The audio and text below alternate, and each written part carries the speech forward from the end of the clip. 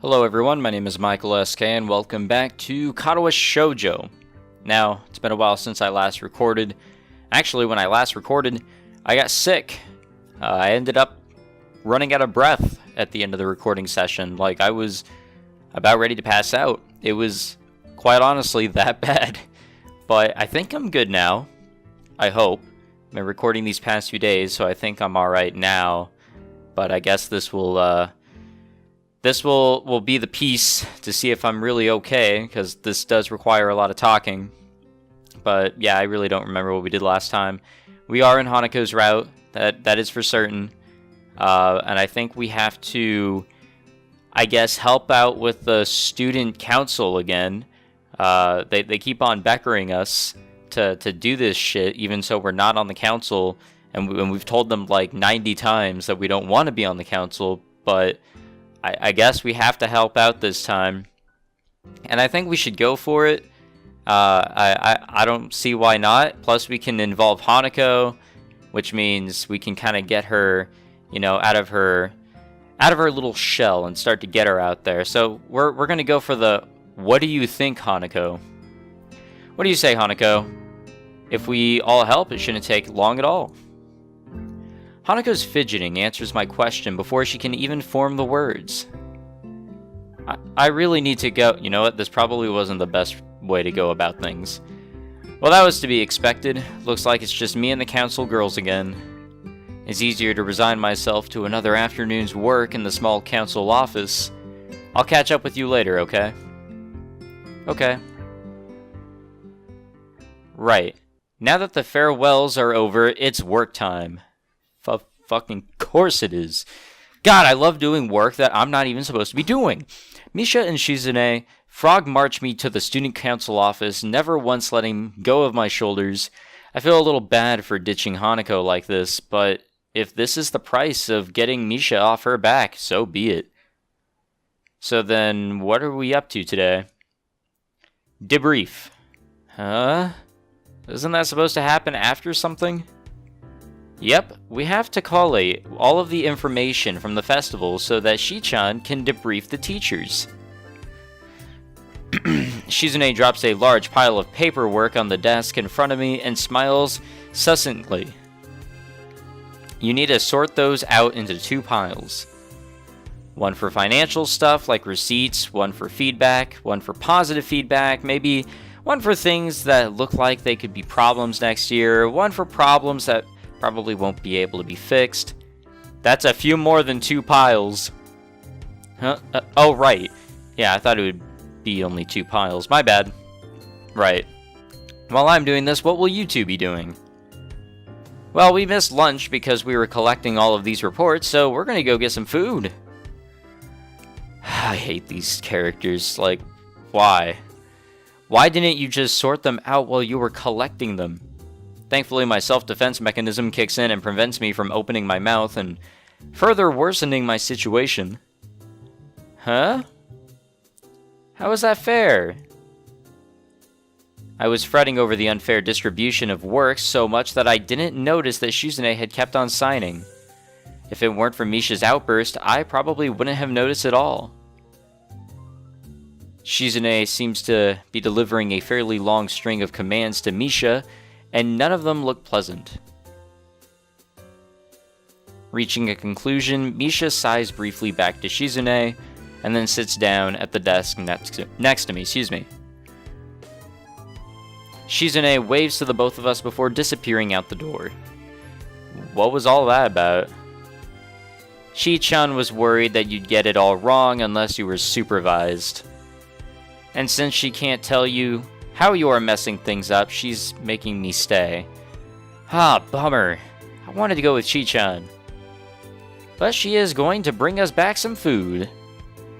How good is that? Misha's flippancy is out of this world. From down in the dumps to on top of the world over some calories. It's hard to imagine how anyone could operate at that level. Well, it could have been worse. So what are we supposed to be doing? Collation. I gathered that. Well, let's just start making piles. We'll work out what the piles mean later. Right. We start to separate all of the papers into increasingly complex piles. At first it's just simple categories: financial, feedback, incident reports. Then they split apart into the good and bad reports, and further still, until it starts to look like we've just thrown the papers onto the desk. This is hopeless. Huh? Why? We're doing what we were told, right? Yeah, but it just looks like we're making a mess. No, I think we got a lot done. Shi-chan will be able to work out the rest from here. So I think we can stop about here then. It's almost as if Misha's common sense left the room with Shizune, so there's no point in arguing. Anyway, what's the deal with you and Hanako? Deal? You were hanging out with her today, weren't you? Have there been any fireworks? Yeah, a few episodes ago, actually. Any gossip that you're withholding from me? If I told you about my own circumstances, it wouldn't be gossip, would it? I guess not. We're just friends, I guess. Why are you so interested? I thought you and Shizune didn't like her. It's not really that. You know, Shi-chan and Lily don't get along well. And since you can't really get Hanako away from Lily, we don't talk to her much. But that doesn't mean that I can't be concerned for her. What is there to be concerned about? Well, she never hangs out with anyone else, right? It's no good, Hee-chan. If Shizune and Lily dislike each other because their personalities are different, then I hate to think how Misha and Hanako would get along. I mean, in one way or another, or the other, we're all in the same boat here, right? Well, I guess. This one time, when she left class halfway through, Shi-chan went to the teacher and asked what was going to be done about it. He said that every student here has special needs, and that Shi-chan shouldn't worry herself about it. Hanako never does any group work, she just runs off. Isn't that enough to be concerned about? I guess you're right. She still hardly says a word when we're talking.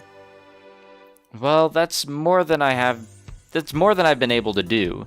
Shi-chan and I both tried when she started, but she got scared and ran off. I considered telling Misha that exactly the same thing happened with me, but she seems caught up in thought. Listening to Misha without Shizune's influence is interesting. I think she needs to realize that people here don't care what she looks like, and that she can trust us. If she could, I'd feel a lot better for her, or better about her. I think this is the longest I have watched Misha without seeing her sign. When she's with Shizune, she is constantly waving her hands about, explaining the world to Shizune. That amount of effort probably places a strain even on an agile mind. And let's face it, Misha isn't the world's brightest spark. Well, I'll keep an eye on her for you. But you should probably apologize for earlier. I don't think Hanako is cut out for that kind of joke. Oh! I didn't even notice. Sorry. Don't say it to me, just mention it to her. Alright, first thing tomorrow I'll speak to her. Good. I don't even know what the fuck that was. The door heralds the return of Shizune. I guess she can't really tell how much noise she's making. Oh, Shi-chan, you're back. Shizune appears, completely laden with goods from the convenience store. There was some surplus left from the festival. Since this is officially festival business, I've splurged a little. Nice idea, Shi-chan. 10 points. Is that really allowed? For someone who refuses to join us, you seem to take an unhealthy interest in the politics of this council. I shall punish your insolence by rationing your portion of the feast. Fine, I get it. Misha slides the multiple stacks of paper to one side to make room for the avalanche of food Shizune is spreading out. As I watch my hard yet misdirected work, there we go, become wasted, I realize that it's little wonder why these two need help. The convenience store meal isn't overly tasty, but at the very least it's filling. Thanks for helping today. Most of the time we just make up the reports for the staff. This year we can at least make up some relevant headings on the debrief. Are you sure that this isn't a corrupt organization? Not at all. We're by the book. It's not our fault if the book isn't specific enough. I thought that was the definition of corruption. You think too much. You know what? You're probably right. Anyway, I must be off. That is, if I'm allowed to leave. Your work has been deemed sufficient. You may leave. Well, thank you. You know, if you stress the free meal side of things over the endless workload side, you probably end up with more recruits. You might just have a point. Well, think about it. And think about what we talked about. You don't have to tell that to Shizune if you don't want. What? Oh, right. I'll try to see her tomorrow. Good night, Hichan. Night, Misha, Shizune. Yeah, I guess that's the end of the day. Sucks that we couldn't see or hang out with Hanako. Hopefully we didn't choose the wrong thing there. Because I'm pretty sure this is still a points-based system. If we want to get a good ending with Hanako, then we gotta stay on the good side with her. Chirping birds. Normally this would be a good time to reflect upon the beauty of nature. But it is 6 a.m. Covering my head with the pillow, I slam my face into the mattress, hoping that the impact will send me instantly back to sleep. Or death. Futile. I toss and turn, but sleep simply won't return to me. Alright, nature, you've won. See, I'm getting up now. The lack of sleep weighs my mind down, and there's only one remedy for this. A nice, hearty breakfast. I never have breakfast in the morning. Like, I'll eat something extremely small. You really can't even call it breakfast. So, I am envious of those who eat normal breakfasts. It would be nice to be the first person here. To be the first to dig into a piping hot pile of food, to sit wherever I desire. It would have been nice. But even my exceptionally early start has put me behind the most diligent students. I guess there are quite a few people that have early starts here, for one reason or another. A group of students in sports clothes huddle around one table, eagerly discussing game plans in between inhaling great gulps of food. Scattered around the hall are a number of blurry-eyed students, probably suffering from the same ailment as myself, noisy birds. And of course, there are the people that actually enjoy getting up this early, the ones with their bags stuffed with textbooks and completed homework. It's hard not to despise people like that, even more so when you're tired yourself. Picking out a familiar face from the thin crowd, I head towards the nearest table. Lily sits alone, delicately feeling her way around a small plate of eggs with her fork. It's almost a shame to interrupt her and her clockwork movements. I wonder, is this how a blind person zones out? Simply moving in predetermined patterns learned over the years, just like how a sighted person would eat while reading a newspaper? Good morning, Lily. I didn't expect you to be here this early. Oh, Hisao, you startled me. I didn't know you took breakfast this early. I don't. This is an exception to the rule. I greatly prefer to be late to school than early to breakfast. Lily gives a small sigh at my admitted tardiness as I begin eating my food.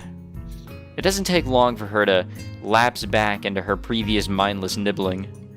Each short motion lacks energy. I suppose this is similar to letting your eyes wander while performing an ordinary chore. But after a few repetitions of the find food, eat food cycle, Lily puts down her fork and dabs her lips with a napkin. Hisao, do you mind if I ask you a question? Damn, all I want is a little food and about 4 hours of sleep. And nobody says, can I ask you a question for a simple question? Yeah, sure, go for it. I'm all ears. Do you think of Hanako as a friend? Huh, this seems like a leading question. I guess so. Why do you ask? No real reason. I do have another question, though. Why is it that you think of her as a friend? This is well above my level. What is she expecting from me? I'm not really sure. I guess it's because she's a little different in the way she deals with people. Since I've known her, she hasn't really connected with anyone. She doesn't seem interested in other people, and I think people are a little scared off by her appearance. Really? I thought that kind of thing was, well, discouraged here. discriminating and such? If I were to put it one way. She furrows her brow in thought, a move which makes me slightly anxious as to what she's plucking from her mind. I'd say that you're a little naive. Naive? I'd be insulted if not for the slightly cynical grin on her face. I see. While Yamaku has a stronger sense of community compared to other schools, it's far from being free of conflict. Rules cannot remove human nature, after all, only suppress it. That's something I've noticed, actually. Just little things, like how certain people cliques avoid each other in the hallways. It's no different than my old school, really. Even Lily and Shizune could be considered bitter rivals, even though they both seem like fairly accepting people. Well, at least the Misha-tinted Shizune does. Who knows what actually goes on with her fingers and behind her glasses? I guess you're right. But when I first came here, everything was a bit of a shock. I kept on making mistakes, or at least thinking I was making mistakes. Like when we first met, and I said, "I see" to you. I didn't know that it was considered rude or anything, so I tried to just put it in the back of my mind, treating people any differently and that kind of thing. So I didn't. I told myself that Hanako and you and everyone else was just normal, and I tried to ignore the obvious. I talked to Hanako as if she were any other person, and so we became friends. At least, that's how I think it happened. But I feel guilty just from saying something like that aloud. As if it took extra effort to think of Hanako or you or anyone here as normal people. I don't think that's right. Hisao, I think you are naive, but I also think you are a good person. It is perhaps one of your better traits. I suppose I can take that as a compliment. Tell me, are you free tonight? If you don't count homework, then I'm as free as the breeze. In that case, would you care to join myself and Hanako for tea? I don't really have that much money at the moment, so going out isn't really... Oh, I didn't mean going out, just here this evening. You can access the classrooms in the evening here? No, that's not what I meant. Hanako and I often use my room for tea parties together. Please feel free to drop by after dusk. Sure, I see no problem with that. What's your room number? 225, room 25 on the second floor. Okay, sure. Well then, I had best be off. I have class representative duties to attend to, after all. Until this evening, Hisao. Yeah, catch you later. Yeah, don't say see you later. Hang on. Was I just invited to a girl's room after hours? Is that even allowed? There is the curfew here, but I've never heard any rules about visitors in the dorm rooms. Even still, this is enough to get my sleep-deprived brain jump-started. Add that to the lukewarm breakfast, and you have one hell of a pick-me-up. Yeah, we're ready to go.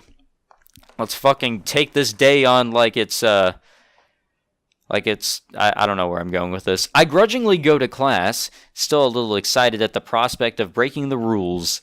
I feel like a little kid planning to sneak out of his window tonight. Well, maybe that's going a little too far, but when you compare an invitation to a party to 6 or so hours of lectures, I know which one wins. Misha and Shizune do little to relieve my boredom either. For once, they seem determined to actually complete Muto's assignments. Which means I guess we'll be doing the same fucking thing all day. Nevertheless, the day eventually winds to a close. I hurry back to my room to wash up and comb my hair. Thankfully, I don't run into Kenji. yeah, that is a good thing. Before long, I am leaving the boys' dorm. I nervously rap on the door marked 225, checking my watch once again. Is that you, Hisao? The door is open. You can come in. Lily's voice lilts, alright, through the door and soothes my nerves. It's a really, large amount of words here that just don't seem normal to say. Or to use in not commentary, narrating. This is the first time I've been invited to a girl's room after dark. Ooh. Even though I know there is no ulterior motive behind this invitation, it doesn't stop my mind running wild with possibilities. One guy, two girls, a cup, in a dorm room with a tea set. Yeah, there is a cup. When I put it like that, it sounds a little dodgy. Giving a small sigh to steady myself, I gingerly put my hand on the handle and opened the door, craning my head to see inside. Wow, this is pretty fucking chill. I really did not know what to expect going into this. But my heart is warm. The door opens completely and I catch my first glimpse of Lily's room. Her furniture looks almost antique, but the bare walls and flat surfaces are barely decorated at all. In the center of the room sits a low table where I see a small tea set at rest. It seems like everything in this room has its place, possibly accepting the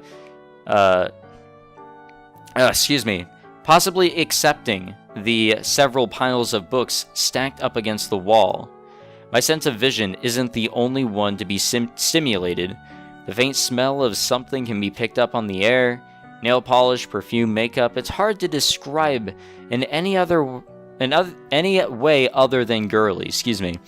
My eyes finish their quick sweep of the room before returning their position onto the girls. Lily sits next to the small table, wearing very dark blue pajamas. Dark blue pajamas with shorts that show off plenty of her alluring pale legs. Opposite her, Hanako sits adorned in a conservative light pink gown. Her hands are firmly fixed between her legs, her shoulders forward, and her head down, as if trying to hide herself in it. It would be easy for her to do. It looks about 2 sizes too big for her. Waves of flannel flow from her frame, making her look like a child playing dress-up in her parents' clothes. She looks up to confirm my identity, and the beginnings of a thin smile creep across her face before vanishing so fast that I can't be sure they were even there. There's no point in you standing in the doorway, Hisao. That is true. I take a step into the dorm, closing the door behind me. My, I'm afraid this really is a small room for the 3 of us. Would you like to take a seat? I slowly walk to the table and sit down, trying my hardest not to disturb anything along the way. We hella just walk into a bunch of random-ass shit. I also can't help but steal a quick glance into Lily's top as I sit. Oh no, our virgin eyes are seeing things we should not see. Whew. Anyways, to be robbed of sight would be a most terrible fate. Well now, how about some tea? Hanako, could you please pour? Sure. Hisao, would you like... I would love some tea. Do you need a hand? No, I'm fine. Thank you. Lily finds it difficult to resist a smile at her companion's nervousness, something I can't really blame her for. Been a tiring day? Yeah. I relax at my place, opposite of the cabinet. To my left is the blue-clad Lily, and to my right sits the pink Hanako. The tea set on the table looks cute as well as practical, painted red with a floral motif. It looks odd when contrasted with Lily's plain but generally sophisticated-looking furniture, which leads me to think that Hanako might have picked it out. There is a slight ting when Hanako accidentally clips the teapot on a cup as she is pouring. She breathes in sharply. She must be really nervous, as it's not the kind of thing anyone would worry about. Hanako quivers at her mistake. It's okay, Hanako. There's no need to be nervous. Hanako seems to find some confidence in Lily's reassuringly soft-spoken words and deftly pours the next 2 cups. Here you are, Hisao. Lily. Hanako carefully places a cup and saucer in front of Lily and myself. I could get used to service like this. Thank you, Hanako. Yeah, thanks. You're welcome. Lily searches for her cup, and upon finding it, sips delicately. I do the same. This tea tastes somewhat better than the tea we usually have at school. This is nice. It's so different from any tea I had before. Looks like you picked the right one, Hanako. You've done well, even if it was a bold move. Hanako's smile returns, redoubled. Even with her brightened face, her shy smile couldn't be called anything but cute. I'm glad you like it. Hanako, finally beginning to relax, sips from her cup. I think back to my chat with Misha the other day. Is Hanako's behavior something to be concerned about, or is she just shy? And then there was Lily earlier this morning. The concern from both of them seemed to be genuine, and they know the situation better than I. But really, how could I possibly help? I'm no plastic surgeon, so I can't really help her appearance, nor am I a psychologist who can make her more sociable. So what the hell do Lily and Misha want me to do? It's frustrating. Hanako and I are quickly becoming friends on our own accord, and because of that, it's like everyone wants me to solve all her problems. And I have no idea how to do that. No one can cure my heart, nor Lily's eyes, nor anyone who is here in this school. However, I see no harm in becoming better friends with Hanako. Now that she's warming up to me, I kind of enjoy hanging out with her. So Hisao, are you enjoying yourself? Oh fucking yes, absolutely. Lily's words break me out of my reverie, and I take a second to reconsider where I am. I'm in a room with two girls and their bedclothes. This is something to be enjoyed. Yeah, it's relaxing. Almost like I'm not in school anymore. Do you do this often? Quite often, but not as often as we take tea in the school building. Considering they do that nearly every day, that's not a big surprise. As I move to take another sip from my teacup, I find it sadly empty. That was delicious. Thank you, Hanako, Lily. You're welcome. Yes, you're most welcome, Hisao. It's nice to have a third person here. Well, anytime you need someone to fill that position, I'm always available. Always. One must be sure to get one's point across in these circumstances. No one else but us should be the third character in this group. It has to be Hisao. Lily lets loose a yawn, which she unsuccessfully hides with her hand. Pardon me, I think I'm a little tired. I think we're all a little tired. My, how astute we are tonight, Hanako. We really should head to bed. We all have class tomorrow. Yeah, it's like Tuesday or some shit. Yeah, I should go. Thank you for your presence, Hisao. Thanks. You'll come again? Not even a whole army could stop me. I'm impressed by your determination, Hisao. Either way, you're right. We'd best get going. I stand up and make for the door. Hanako gingerly stands up behind me. Then she takes out a gun and shoots us in the dome. I stop and face her. Are you coming with me? Hanako instantly blossoms into full blush. No, not this room isn't... It's okay, I was only joking. Oh, okay. Good night. Good night, Hanako. Good night, Hisao. Night all. And with that, our tea party finishes. I'm still not sure what it is that Lily wants me to do for Hanako, but I don't want to let her down. I wait until the door has closed behind us before turning to Hanako. Hey Hanako, you don't have to be nervous around me or anything. I mean, we're friends, right? Right, we're friends. If you ever want to hang out or anything, just let me know. We still need to have that chess rematch, remember? Sure. But I don't think you'll win. It wouldn't be any fun if it was easy. Hanako seems to give a muted laugh, but she could have just as easily been exhaling. Good night, Hisao. With that, Hanako quickly retreats into her room, located next to Lily's. I start to walk back to my dorm, but the simple act of walking seems to drain me of my energy. I barely make it to my room before I am hit by a wave of exhaustion. I kick off my shoes, fall into bed, and fall asleep by the time my head hits the pillow.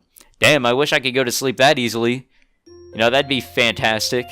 That'd save me a lot of time and effort. Going to sleep is difficult, guys. It really is. It is a very difficult thing for me to do. Alright, well, we're out of time. This is perfect 30 minutes, actually. We're somewhere around there. So we'll end it here. Thank you very much for watching, guys. We'll save it in another spot here. Yay. Alright, but yeah, this is where we'll end it. Small change is the part we're in. I don't know what that entails. Guess we'll find out next time. So thank you for watching this very wholesome episode, Katawa Shoujo. I am not out of breath at all, so I am definitely good to go to record more of this. I don't know, it was weird.